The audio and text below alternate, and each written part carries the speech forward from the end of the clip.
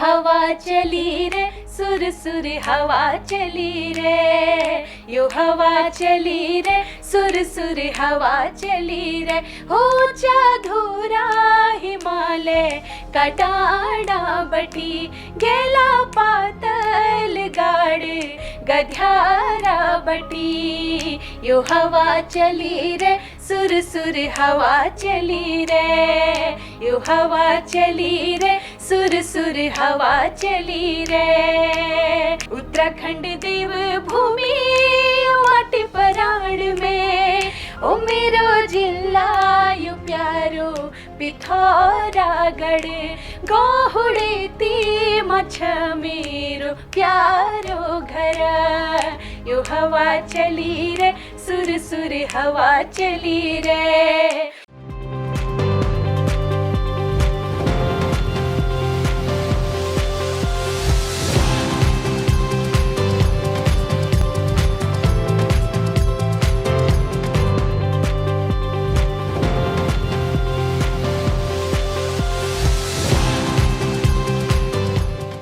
देवभूमि उत्तराखंड, वो धरा जो संस्कृति की सुगंध से महकती है, और जब इस सुगंध में उत्तराखंड के पारंपरिक लोक गीतों की खुशबू घुलती है तो ये खुशबू इस धरा को और भी ज़्यादा तरोताज़ा कर देती है। लेकिन आज के समय में जहाँ उत्तराखंड में पारंपरिक लोकगीत विलुप्त हो रहे हैं, तो इन्हीं लोकगीतों को अलग पहचान देने का काम कर रही हैं आज की हमारी दो खास मेहमान।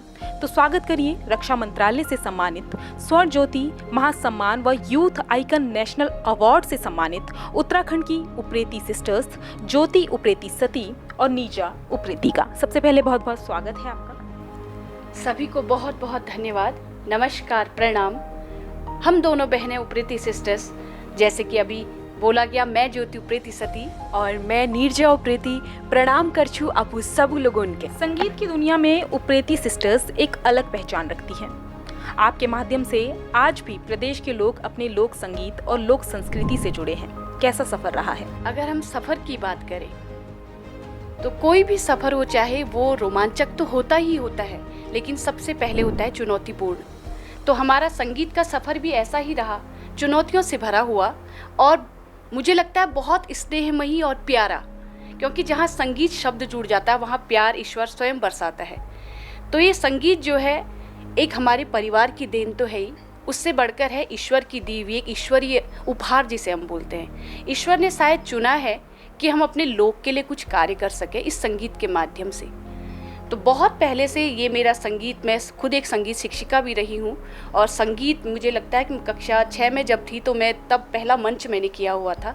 वो प्रतिदिन आगे बढ़ता गया, अनवरत चलता गया, और एक पड़ाव पर आकर के जब मैं आकाशवाणी दूरदर्शन पे, मैं खुद ए ग्रेड की गायिका हूँ, जब मैं रिकॉर्डिंग करती थी उसके कुछ समय बाद हम दोनों बहनें नीरजा और ज्योति ने मिलकर एक नया सफ़र चुना उप्रेती सिस्टर्स का। तो ये जो लोकगीत हम बहुत पहले से गा रहे हैं, आज से नहीं, लेकिन इनको कहीं न कहीं हमें लगा कि पुनर्जीवित करना है, इसलिए कि वो कहीं मलिन हो रहे थे, दूषित हो रहे थे। बिल्कुल बिल्कुल।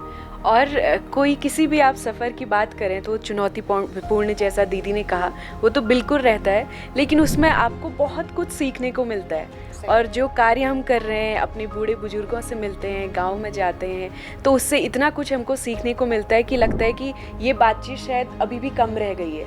तो ये सफ़र मैं यही कहूँगी कि यूं ही चलता रहे और हम अपने काम को मेहनत से और दुगना आगे करें और आगे बढ़ाते रहें। देखिए, संगीत में आपको रुचि रही, ये बात ठीक है, लेकिन कब ख्याल आया कि उत्तराखंड के लोकगीतों पे ही हमें काम करना है, गांव-गांव जाना है, लोगों से बातचीत करनी है और वहाँ के विलुप्त हो रहे लोकगीतों पे हमें काम करना है? ये ख्याल आपके दिमाग में कब आया? देखिए, ख्याल तो दिमाग में आया नहीं, वो था पैदा होते ही, क्योंकि जब हमने खुद स्वयं, हम लोग उस ग्रामीण परिवेश से आते हैं, जिस ग्रामीण परिवेश की वजह से लोक संस्कृति महकती है, जानी जाती है। क्योंकि आज अगर हम लोकगीतों की बात करते हैं, वो चाहे हमारे देवभूमि उत्तराखंड की हो, किसी भी प्रदेश की हो, तो लोकगीत, लोक संस्कृति महकती है ग्रामीण परिवेश से, उस लोक समुदाय से, जहाँ पर उन रहने वाले लोगों ने उसको सजाया है, पीढ़ी दर पीढ़ी गाया है, पहाड़ों में, जंगलों में, अपने गाँव घरों में रह के। तो हम जब सुनते थे, छोटे बच्चे थे, तो अपने घरों में उन गीतों को सुनते थे, अपनी माँ, अपनी ईजा के मुख से, अपने पिताजी के मुख से। गांव घरों में कोई भी रीति रिवाज, कोई भी उत्सव होता था, मेले त्योहार हो चाहे, उन गीतों के बिना वो हमेशा अधूरे लगते थे। हमारा खान पान हो, हमारी वेशभूषा हो, हमारा रहन सहन, सब वो संस्कृति से लबालब भरा हुआ था। तो ये मन में विचार तो तब से था कि आहा, कितने ऐसे प्रदेश में हम लोग रहते हैं जहाँ संस्कृति मतलब पर्वतीय, देखो कितनी सुंदरता है हमारे यहाँ, वैसे ही हमारी संस्कृति भी लबालब ईश्वर ने दे रखी है हमको। तो था कि हम इस पर कार्य करेंगे। और जैसे मैंने बोला, हम विविध मंचों पे जब जाते थे, पहले भी यूं ही ऐसे ही गीतों को गाते थे अपने संस्कृति से रिलेटेड। और जब हम आगे बढ़े, हमें लगा कि ये जो संस्कृति के हमारे गीत थे ना, वो जो ऊंचे हिमालय से गूंज के बिल्कुल पहाड़ की ठंडी हवा और ठंडे पानी का आभास दिलाते थे, वो कहीं न कहीं पाश्चात्य संगीत से प्रभावित होके, या किसी चकाचौंध की दुनिया से प्रभावित होके, या जल्दी शोहरत पाने के नाम पर कहीं न कहीं मलिन और प्रदूषित हो रहे थे। उनके शब्दों के साथ खिलवाड़ किया जा रहा है, उनके गीत को तोड़ मरोड़ करके बस शॉर्टकट डीजे हिट होने के लिए उसको ऐसा माध्यम बनाया जा रहा है कि उसमें शब्द कहीं भी नहीं है, कुछ भी नहीं है। तो तब हमने सोचा कि नहीं, हमारे जो गीत थे जिनसे हम पहचाने जाते हैं, हमने जैसे हम लोग बोलते हैं ना कि हर व्यक्ति की या किसी भी जगह की अपनी एक पहचान होती है, तो वो लोकगीत, वो लोक संस्कृति, वो लोक साहित्य हमारी पहचान है। हम आज कहते हैं कि पहाड़ी छा हम पहाड़ रुनेरा, तो वो पहाड़ हमें बताता है कि हमारा कर्तव्य क्या है। हमारा कर्तव्य एक नहीं कि रौंदते चलो उन चीज़ों को, जो चीज़ें हमारे बूढ़े बुजुर्गों ने सजोई थी। हमारा कर्तव्य ये है कि हमारी युवा पीढ़ी भी अगर आगे बढ़ रही है, उसका कर्तव्य यही बनता है कि अपने कंधों पर उस भारी जोखिम को उठाकर चले, अपनी संस्कृति के झंडे को लहराए, और जो गीत हमारे विलुप्त हो रहे हैं, जो संस्कृति हमारी दूषित, मलिन, प्रदूषित हो रही है, उसको बिल्कुल बचाए, गंगा की तरह निर्मल करे उसे। यहाँ पे आपने शब्दों से खिलवाड़ की बात की, डीजे सॉन्ग्स की बात की। आज का जो यूथ है वो वेस्टर्न कल्चर की तरफ भाग रहा है।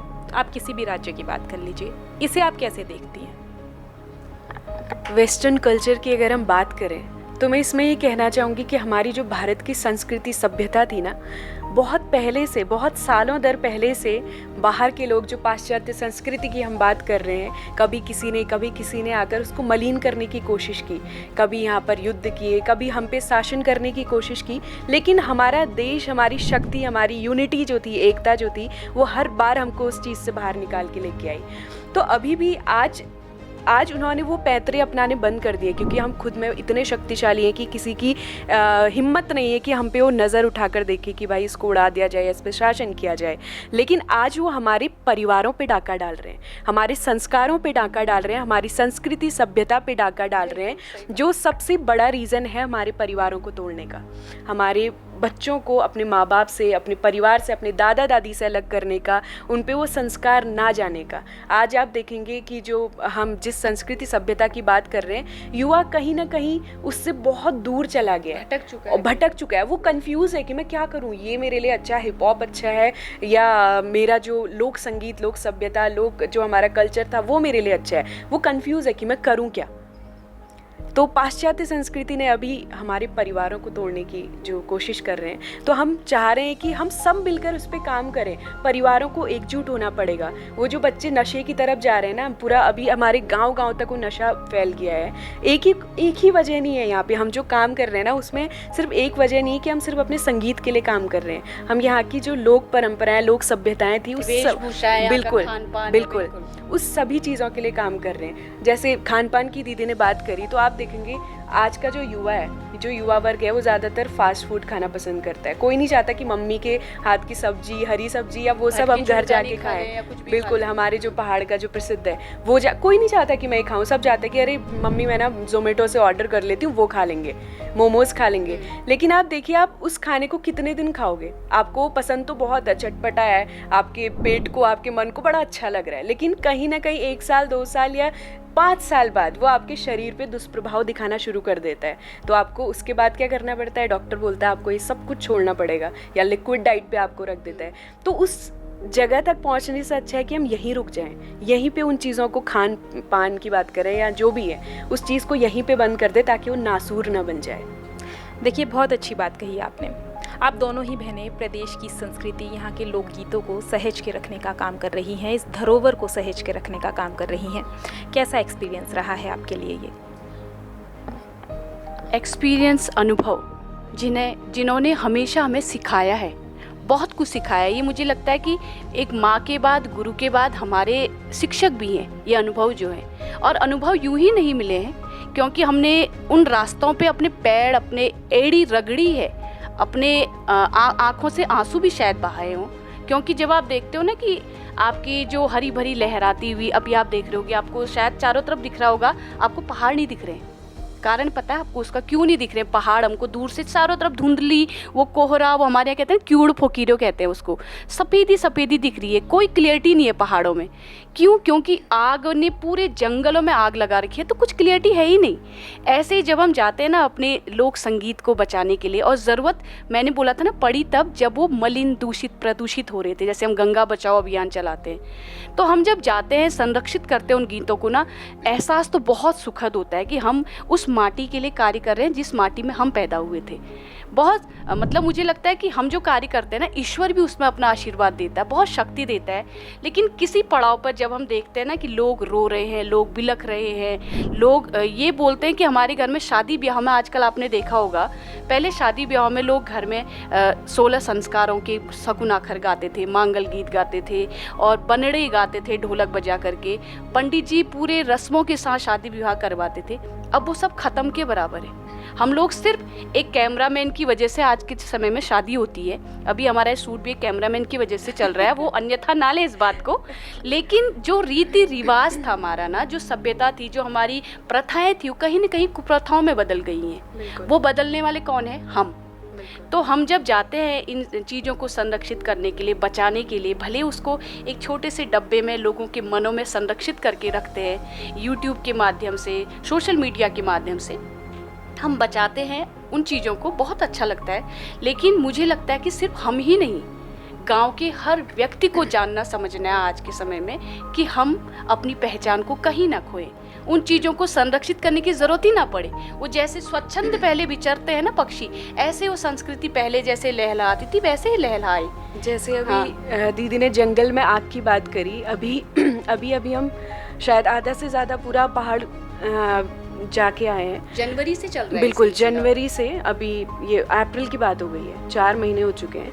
हर जंगल में आग लगी हुई है और मतलब वो देख के ना कुछ समझ नहीं आता कि इसकी जिम्मेदारी लेने वाला है कौन। कौन कहेगा कि ये आग मैंने लगाई है? वहाँ पर आपको ये नहीं दिख रहा कि वो पेड़ तो जल रहे हैं, वो जंगल तो ये जो भावुकता है ना, ये जो बिल्कुल वो जो जंगल जल रहे हैं ना, उसकी जिम्मेदारी कोई नहीं ले रहा है, ना शासन प्रशासन, ना गांव के लोग, कोई जिम्मेदारी नहीं ले रहा है कि ये मेरी वजह से आग लगी है। आप ये नहीं देख रहे हो वहाँ पे वो कितने वो मौन जो जानवर है ना, वो बेचारे तो बोल ही नहीं पा रहे हमारे घर में आग लग गई है, हमें कौन बचाएगा। बिल्कुल, तो वो मौन जो जानवर वो अभिशाप देंगे ना, वो सोचिए हमको किस जगह तक लेके जाएगा। तो जिस तरीके उस जंगल की आग ने आज पूरे उत्तराखंड में धुंध करके रखी है ना, हमें वो सामने हिमालय नज़र नहीं आ रहा, पहाड़ नज़र नहीं आ रहे, बारिश होते होते रुक जा रही है, हम सांस नहीं ले पा रहे हैं, हमें घुटन हो रही है बाहर। तो वे जो हमारी संस्कृति प्रदूषित हो रखी है ना, उसकी जिम्मेदारी भी यहाँ कोई नहीं ले रहा है कि ये मेरी वजह से है। कोई इसकी जिम्मेदारी नहीं ले रहा कि मैंने इस तरीके का कृत्य किया तो उसकी वजह से वो मेरे यूथ पे गलत प्रभाव पड़ा, उसकी जिम्मेदारी कोई नहीं ले रहा है। वो जो धुंध है ना, वो हर चीज़ पे यहाँ आज जंगल की वजह से लगी है, इससे पहले वो संस्कृति की वजह से आज के यूथ पे लगी हुई है। तो उस यूथ की आँखों से ना उस धुंध को मिटाने की ज़रूरत है, इसी वजह से हम इस पर काम कर रहे हैं। देखिए, आपकी भावुकता बता रही है कि आप अपने काम से कितना ज़्यादा जुड़ी हुई हैं, और ये जुड़ाव लोगों तक पहुंचना चाहिए। सिर्फ यूथ ही नहीं बल्कि अन्य लोगों तक भी ये जुड़ाव पहुंचना चाहिए। तो एक ख़ास संदेश जो आप इस प्लेटफॉर्म से देना चाहे वो क्या होगा? हमारे उत्तराखंड में सब लोग कुमाऊनी, गढ़वाली, जौनसारी या बोक्सा या रंग जनजाति भाषा बोलना, तो उन सब लोगों को हम दोनों प्रीति बहनें संदेश तो क्या दें।